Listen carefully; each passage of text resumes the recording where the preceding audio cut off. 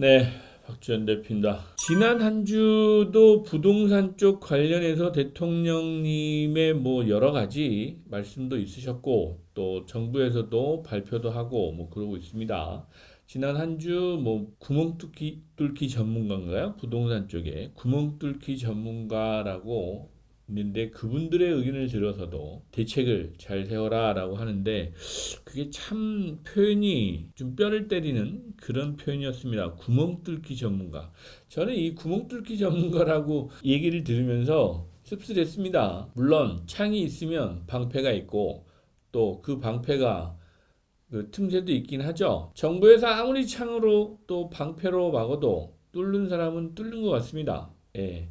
그런데 이 뚫는 게 이제 지금까지 부동산 쪽에서는 크게는 세금이었어요. 세금 관련해서 좀 뚫는 부분, 그 정책 쪽에서 보면 정책적으로 모두 다 막을 수는 사실 없는데 그 틈새 시장을 이제 뚫고 들어가서 어찌됐건 투자를 잘 하시는 분들도 계셨죠. 대표적으로 최근에 이제 임대사업자가 한 구멍 아니었을까라는 생각을 했는데 투자 쪽에서 보면 특히 부동산 투자 쪽에서 보면 세금이 가장 컸습니다. 실제로 세금을 줄이는 구멍 뚫기가 많이 일어나고 있었던 것도 사실이죠. 저희도 물론 그 틈새 시장에서 뭐 투자자분들한테 방법을 조언해드리고 컨설팅을 해드린 것도 있었습니다. 정책을 펴면 구멍 뚫게 하는 전문가 말고 미래를 좀 대비하고 또 준비하면서 그거에 대해서 해결 방안도 좀 제시해주고 그걸 가지고 국민들하고 또 정부하고 이렇게 좀 의논하고 타협이라고 할까요? 협의하면서 건강한 방향으로 가는 게 전문가일까라는 생각을 해보는데 그럼에도 뭐 시각차는 다양하기 때문에 쉽지 않은데 지난 한 주 또 강남구하고 뭐 서초구, 용산구를 제외하고 뭐 일부 지역들 주택 가격이 상승하고 있다라는 기사가 나오면서 또 호떡지 불났어요. 갑자기 전세가가 오르고 있네. 뭐 전세가 부족할 거네. 뭐 가격이 또 폭등할 거네. 뭐 이런 기사부터 다양하게 나오던데 그게 국민들한테 그렇게 그 좋은 영향을 안 미친다고 저는 누차 말씀드리고 있는데도 불구하고 뭐 제 말을 들리는 당연히 없겠죠. 하지만 이게 지금 가격이 오르고 있다라고 하는 표현이 맞나? 라는 생각을 저는 해봤고 실제 지금 거래되고 있는 거래량만 봐도 실수요자라고 할까요? 아무리 막아도 사야 되는 사람은 사야 되는 겁니다. 그리고 이사를 해야 되는 사람은 이사를 해야 되는 거고. 그런데 이제 그런 수요가 있다는 건 당연히 알 텐데 왜 그런 기사를 가지고 진짜 흐름이 바뀌었다라는 느낌으로 이렇게 말씀들을 하시는지 저는 이해가 좀 안 됐어요. 물론 거기에는 개인적인 어떤 사익이라고 할까요? 그 본인의 입장도 분명히 들어가지 않았을까라는 생각을 하는데 글쎄요, 저는 그렇게 생각하지는 않았거든요. 가격이 오르고 있다라고 지금은 생각할 수가 없는 것 같습니다. 시장 전체로 봐도. 또 하나는 여러분들이 지금 가격이 오른다 내린다 하는 게 지금 끝난 게 아니에요. 지금은 전쟁 때문에 그쪽에 아무래도 기사가 뭐 훨씬 더 많이 나오고 있고 대통령님도 사실 그 우리 SNS에 그렇게 올릴 시간이 별로 없죠. 왜?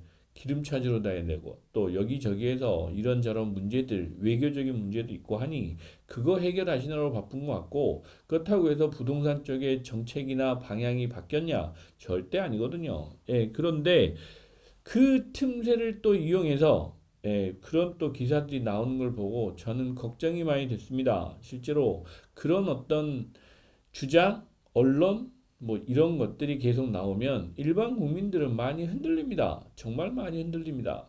제가 주변에서 많이 보죠. 왜? 그게 공부를 계속 할 수가 없어요. 일반 국민들 같은 경우는 평상시 뭐 준비가 되어 있는 분이 그렇게 많나요? 10년에 한 번쯤 이사하는데 그 10년에 한 번 이사하는 걸 10년 내내 준비하고 있지는 않잖아요. 그런데 현재 상황을 보고 기사나 언론이나 전문가들 이런 분들이 말하는 걸 보고 불안해하거든요. 당장 뭔가를 해야 되는 분들은 그런 어떤 시기적인 부분을 이용하는 거 정말 저는 양심이 좀 찔리지 않을까라는 생각을 좀 해봤어요. 그래서 지금 현재 뭐 대출, 금리, 세금, 정책, 뭐 자본 규제도 말씀드리고 또 경기 상황도 말씀드리고 있는데 결코 쉽게 시장이 반등할 수 있지는 않을 것 같다. 특히 주택시장은 그렇게 말씀드리고 있어요. 뭐 똘똘한 한 채니 뭐 얼죽신이 유행어도 많죠. 그런데 최근에는 아무래도 똘똘한 한 채 현상은 세금 규제 때문에 쉽진 않을 것 같다. 특히 똘똘한 한 채 쪽에서는 장특공제나 이런 비과세 혜택이 줄어들면 서울 집중되는 또 고가의 아파트들은 어려워질 수 있다. 투자 매력이 떨어진다라는 부분을 말씀드리죠. 그런데 이 얼죽신은 또 조금 다를 것 같습니다. 제가 이제 최근에 투자 상담을 오시는 분들한테는 그렇게 말씀드렸어요. 어차피 집은 하나 필요하고 또 지금까지는 재건축 쪽에 여러분들이 많이 투자를 해 오셨는데 이제는 재건축보다는 새 아파트가 더 좋을 것 같습니다. 라고 말씀을 드려요. 무슨 얘기냐? 이번 주에 여러분들 많이들 들으셨죠? 나프타 관련 뭐 공급이 부족해서 뭐 여수산단에 공장이 멈추고 뭐 또 재활용 쓰레기 봉투가 없어서 난리라고 하죠. 그런 와중에 약간은 건설이나 부동산 쪽 관련해서 호의적인 언론사들이 쏟아내기 시작한 기사도 있습니다. 건설 현장 원가가 뭐 자재가 50%씩 오르고 뭐 심지어 2배까지 뭐 100%씩 폭등하는 또 자재 품귀 현상이 있는 건설 현장이 멈출 수 있다는 이런 자극적인 기사들이 계속 나오고 있어요. 건자재 시장이나 레미콘 업체들은 최근에 기사 보셨을 거예요. 뭐 부동산 경기가 안 좋아서 뭐 폐업 상태니 물량이 60%씩 감소해가지고 뭐 죽기 일보 직전이 이런 기사 나온 게 불과 몇 달 전이었는데 갑자기 전쟁 좀 났다고 건설 자재비가 100%씩 오르면 이게 말이 되나요?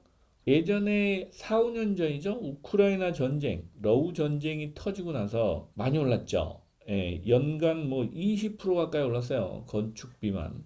그런데 오르고 나서는 절대 떨어지지 않습니다. 그때 자재비 폭등이 한 6개월 정도 진행된 것 같아요. 21년도, 22년도 때 20%뭐 연간 한 9%에서 15%까지 이렇게 계속 올랐는데 그 뒤에 원자재들 다 가격이 좀 안정됐잖아요. 그런데 안 떨어져요. 가격이 안 떨어지고 건축비는 계속 상승하고 있습니다. 그런데 이번 또 중동 전쟁 때문에 일단 한번 오르고 나면 안 떨어질 겁니다. 저는 그렇게 생각해요. 일단 올려놓고 뭐 좀 깎아주는지 할 수 있을 겁니다. 하지만 한번 올라간 건설 비용, 자재비 뭐 이런 것들은 잘 내려오지 못합니다. 왜? 익숙해져 있거든요. 그리고 그 사람들의 이익을 포기하면서까지 개개인의 이익을 포기하면서까지 가격을 내려줄 만큼 양심적인 사회는 아닌 것 같아요. 얼마 전에 제가 이제 영상을 찍으면서 건축비에 대해서 말씀을 드렸죠. 평당 지금은 1,000만 원이지만 2천만 원 되는 건 순식간일 것 같다라는 말씀을 드렸는데 지금 재건축하는 아파트들 건축비 평당 1,000만 원이 기본이에요. 네 자릿수 안 만들려고 뭐 998만 원, 뭐 995만 원 이렇게 평당 건축비를 산정하시는 것 같은데 이제는 1,000만 원 시대는 이미 지난 것 같고 1,000만 원에서 1,500만 원 시대가 오고 나면 2천만 원은 금방 또 옵니다. 그래서 비율로 보면 그렇습니다. 그래서 여러분들도 이제는 정말 많은 준비를 하셔야 되고 대비를 하셔야 됩니다. 그래서 서두에 말씀드린 얼죽신을 말씀드린 겁니다. 이제부터는 재건축이 아닌 신축 쪽에 투자를 하시는 게 맞다. 특히나 여러분들은 이제 대한민국의 대표적인 아파트 압구정이죠. 압구정 현대 아파트 평당 3억 간다고 기대하시는 분들 많아요. 3억이 간다고 내 돈이냐? 그건 아닐 것 같다라는 생각이 들어서 말씀드린 거고 강남의 대장이라고 할까요? 대장은 아니죠. 뭐 누구나 다 아는 관심이 많은 음마 아파트. 저게 2035년에 건축비를 감당할 수 있을까? 라는 생각도 저는 하고 있습니다. 그런 생각도 해보면서 이제는 새 아파트의 매력은 계속 커져갈 것 같다. 그리고 헌집 줄게 새집 다오 이 방향이 대세 아닐까라는 생각을 해보고 있습니다. 그래서 여러분들이 뭐 투자라는 부분에서 보면 정책의 변화도 좀 꼼꼼히 읽으셔야 돼요. 또 노란봉투법이죠. 뭐 노봉법이라고 단축해서 말씀하시는데 건설 공사비 상승 인플레이션이 예상된다라고 해서 신문에 대문짝만하게 나왔더라고요. 이게 뭐 민주노총이죠. 민주노총에서 건설 노동자들 뭐 협상하는 안으로 해서 결국에는 건설 노동자들이 임금 인상 올리는 거 아니야? 라는 얘기. 이게 다 원가에 반영되면 결국엔 또 건축비 오르는 요인입니다. 최근에 있었던 내용 중에 보면 안전 관련해서 강화한다고 그래서 전부 현장들이 또 원가가 올라왔어요. 뭐 하나 하면 전부 다 올라갑니다. 앞으로는 이런 건축비 상승에 대해서 여러분의 의지하고 상관없이 계속해서 사회 구조적으로나 시스템적으로 건축비는 오를 수밖에 없는 시장 상황입니다. 지난주에 기사에 양자 컴퓨터 얘기가 나왔었습니다. 양자 컴퓨터가 나오면 2027년, 29년 이때쯤에 비트코인 670만 개가 뚫린다라는 와 어마어마한 기사가 났어요. 양자 컴퓨터가 나오면 세상이 많이 바뀌겠구나, 무섭구나라는 생각을 저는 했는데 이 기사를 저희 직원들하고 공유를 했습니다. 양자 컴퓨터가 비트코인을 뚫는다 라고 얘기를 하는데 그러면 기존에 있는 자산 시장에 무슨 의미가 있겠어요? 그렇지 않을까요? 비트코인 저게 버텨내겠습니까?